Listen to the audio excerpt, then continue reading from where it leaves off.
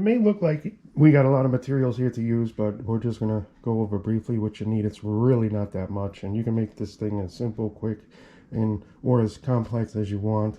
But these are some I had tied last season that I was using, and I like to throw this. Actually, it's the last fly on my list. Actually, I'm going to fish on biting. I want to go to something light, and I like to have fun with these because they really cast great. Those are some ones that I had done up last year. Took more time with them, so they're a little bit better.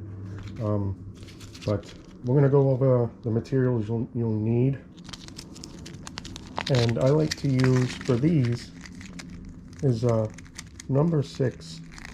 And you can use a size, you can use any size hook you want. I would go between maybe size, this is probably more of a size 4 hook.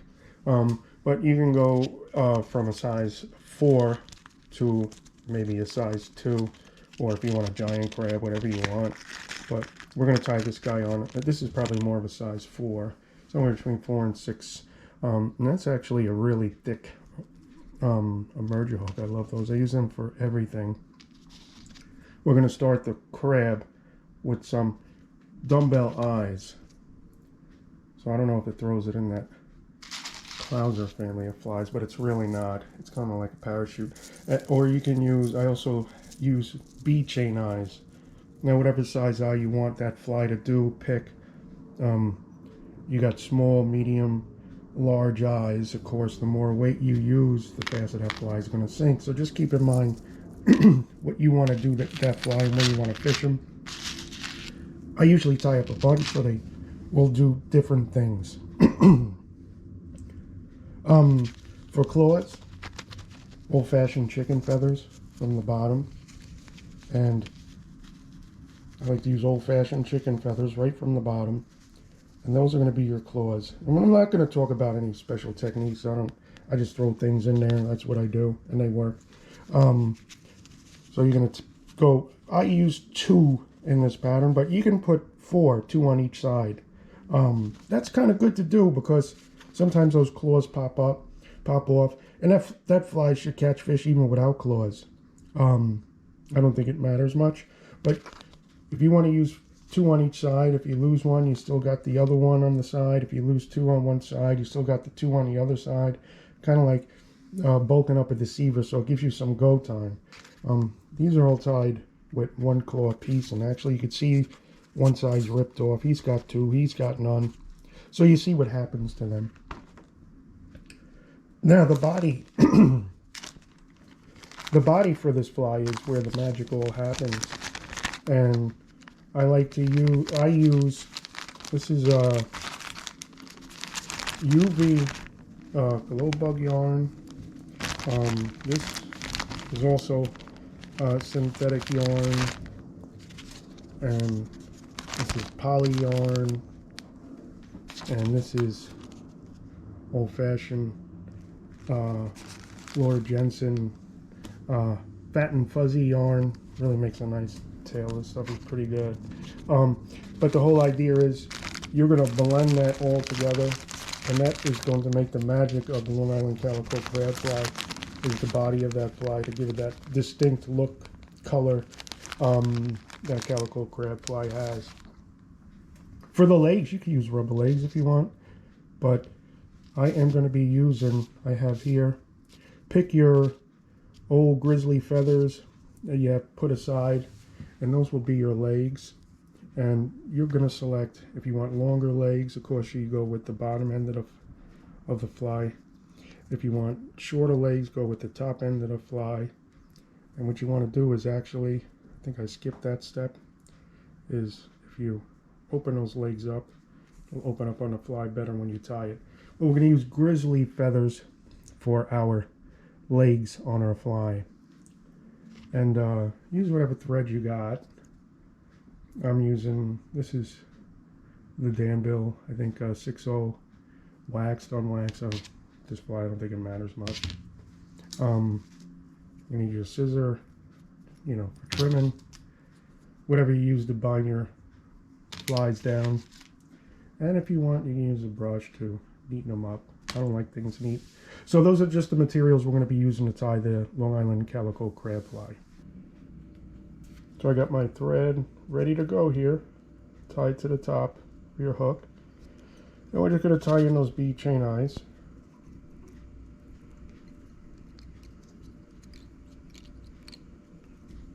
Get them in there. I decided to go with these nice big ones. I think they're 4mm, and give that a bunch of wraps, however you will. There's all different ways to do it. Over, across, in front, back and forth. I like to bind it in, go around the eyes, thicken it up. Especially with these bead chain eyes, you find that they have that big gap. And we're going to probably fill that gap up with a little bit of hackle feather, but not much, so it's no big deal. But one thing I like to do when I put in my bead chain eyes is I kind of helicopter the thread around the bottom, like such, right before I'm done. A couple securing wraps, maybe a little more. And that really binds those eyes in. Probably just as good as glue. So we're going to secure our eyes on the eye of the hook. And then we're just, if you want, you can put a little drop of glue. Let that harden, and we'll go to the next step. So the next step here, we're going to tie in our chicken feathers. And I selected 2 for each side. You can get away with 1 quite easy. Actually, I like 2. I've tied them with 1, and we're just going to wind that thread down back to the base, the bend of the hook, somewhere in there. And what you want to do is just tie those in. Whoop. Tie those in on the side, and we're going to adjust them just like such. So we're going to do 2 chicken feathers on each side.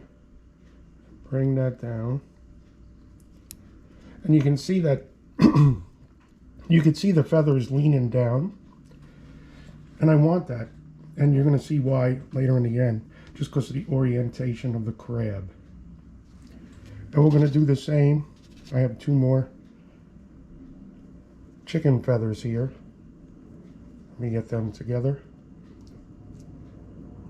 And if you note, I'm splaying those chicken feathers out. And in my world, nothing has to be perfect, because my world is not perfect. I don't know about yours. And so we're going to have 2 on each side of splayed small hackle feathers. And we're going to give that a trim up here. And just wind that on. And what I want to do is leave my thread about in the middle. I don't know where I put my scissors. Show you those there claws. You can see how they're deflected downward and splayed out. You can do anything you want. You can just, you can splay them in, and I don't think it matters, because these crabs have like 1 claw, some have 2 claws, one is bigger than the other. Nature's all about imperfections, and it works. So sorry about that. I found my scissors, but we have our claws in on our Long Island Calico Crab fly. We have our eyes in, and just going to give that a trim as such. And we're going to go move on to the next step. We're going on to the fun step. We're going to make the body of the crab. So I have cut and selected. Here is my yarn. I have yellow pink, white orange yarn that I cut. I cut that a bit bigger than need be and a lot more, because I'm going to mix it up. And I also have the wool that I've selected for modeling effect. And you can use any material. You can use, see, I'm going to show you what I'm going to do here. I got this wire here. I don't want to bang it because it's going to make everything shake. But you're going to get the idea of the size of your body. There's a bit of material there, as you can see, For this, what I want to do is I'll probably use half of that in our crab. That's the white. That's the basis of our crab. And from there, I'm going to use all the different tones. Calico crab has orange, white, so I'm going to kind of eyeball that. Maybe take some of that orange out. Calico crab has a bit of yellow in it. Bit of yellow in the calico crab. Take some of that out. Actually, you can make 2 crabs with that one. And I have the nice pink tone, and that looks good. I'm going to use all of that pink. See? So I kind of just put that together like such. And then I start working it. I kind of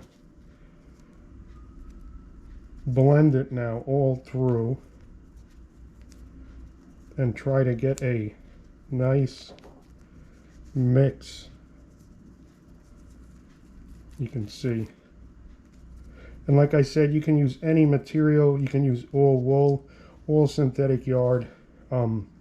Probably, you could see it will bleed out. You can use super hair, whatever you want, and you can see it's starting to get that beautiful calico crab mix.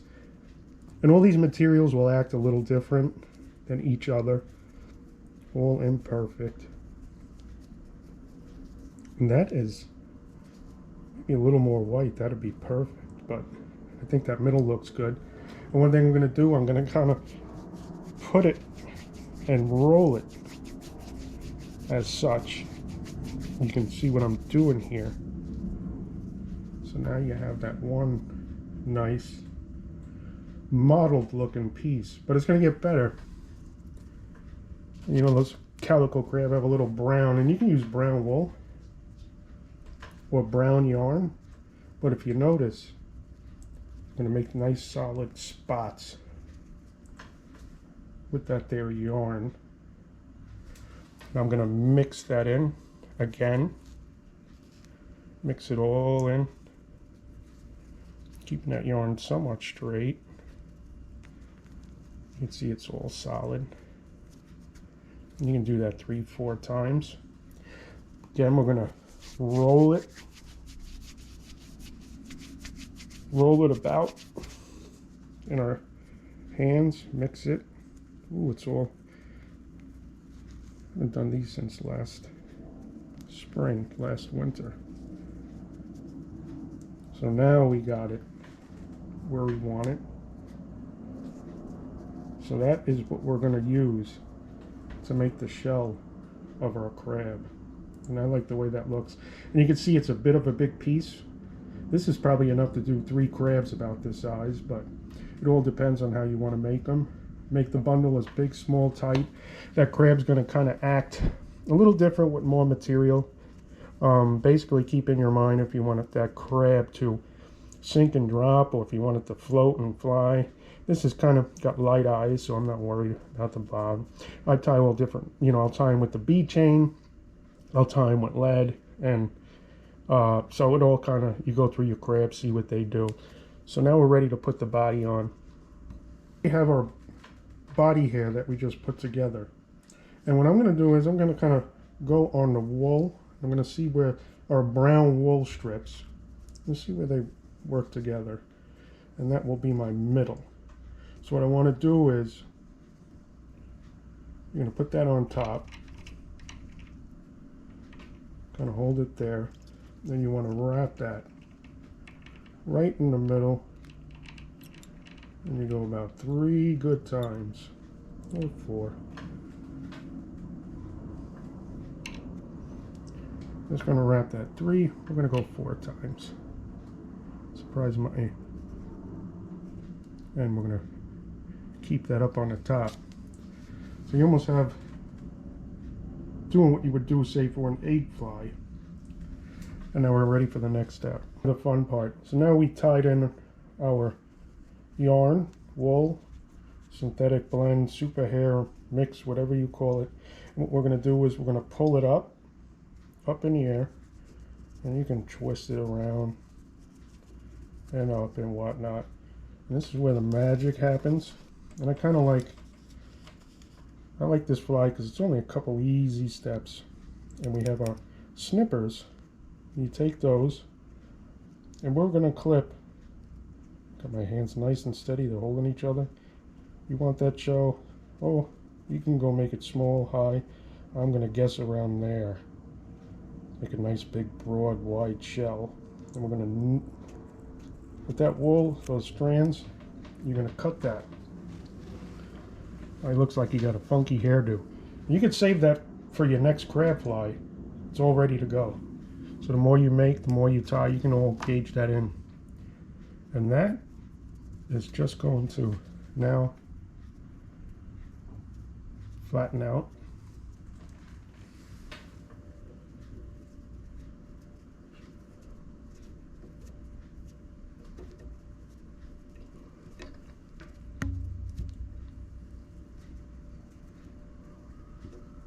As such. One is fairly sparse, and this step here, I'm just going to flatten that. Take a look at what we got so far. We have the body of the crab, the claws, and so now we got to put in some legs. But at this point, if you made it too big, you can just trim it. I kind of like the size. I think I eyeballed that about right. And this is a fairly sparse one. Actually, the other ones I made last season were a bit fuller. But that's okay. I got full ones, got sparse ones, different ones. So this is what we got so far. I like that brown modeling. Those look like legs itself, ready to go. And that'll probably catch some fish. But now we're going to finish this guy off. And we're going to finish it off by tying in our grizzly feather. Now keep in mind, that's going to be about, look at the length. And that's going to be about the size of the legs you're going to be using. I want to put nice big legs on him. If you wanted them shorter, you'd use higher up the feather. And I like to do that. I'm going to tie this in with the stem coming out. And you want to put him in just like such. Kind of through the eye. I like to put it through the eye. And I'm going to bind that down pretty good. And go back. And I'm going to go over the eye. No, I'm going to clip that off. And I'm just going to put my thread forward. And you can clip that off later or now. Just be careful you don't get your thread.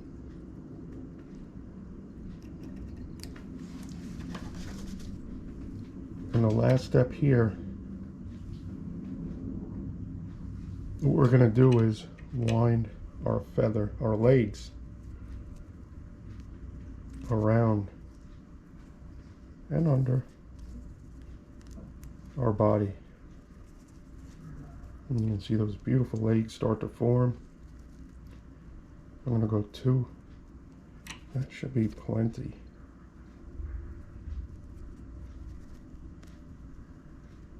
And we're going to tie him off. What's going on with that feather?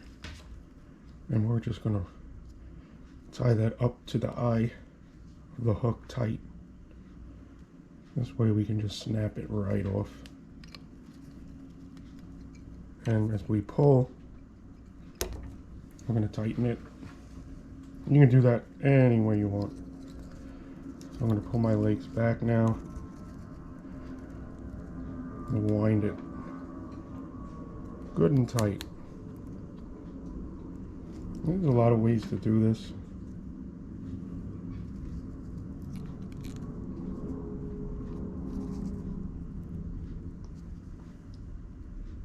Forward. And now we're going to get those legs working.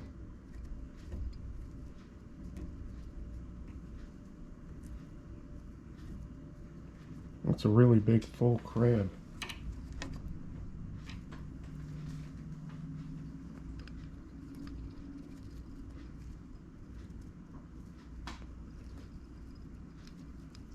And flatten our shell again. He's got some big legs on him.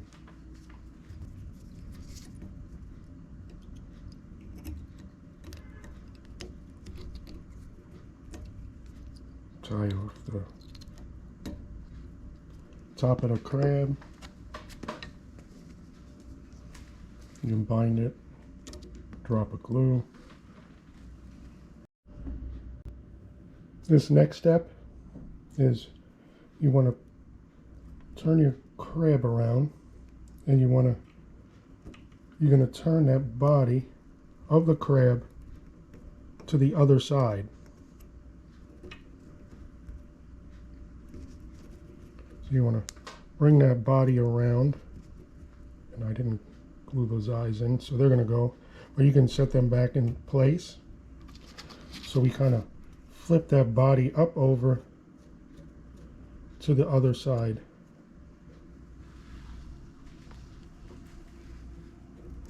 And you can, your eyes, if you didn't glue them like me, you can set them. So now you have the bottom of your crab right here, and the top of your crab we flipped around. And to finish the Long Island Calico Crab fly, that's a really dark one, really full, is you just want to now hit the top of the crab lightly, or the bottom of the crab, with some of your favorite adhesive. And now we're ready to go. And one thing you can do is you can get a brush and brush those legs through.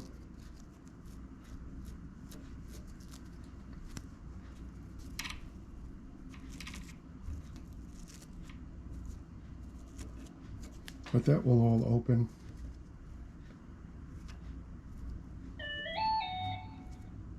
So the fun thing with this fly is tie a whole bunch of them, different eyes, different size legs, different sizes. You get all your materials together, bind that wool down, and you can see they're all going to have different variations, slightly different, like crabs do. Might have big crabs out, small crabs out, but this one's really, really full calico, Long Island Calico Crab fly. You can see real big and leggy, kind of buggy looking. I bet you that would kill in the fresh water too. But that is the Long Island Calico Crab fly, and that's a real big one.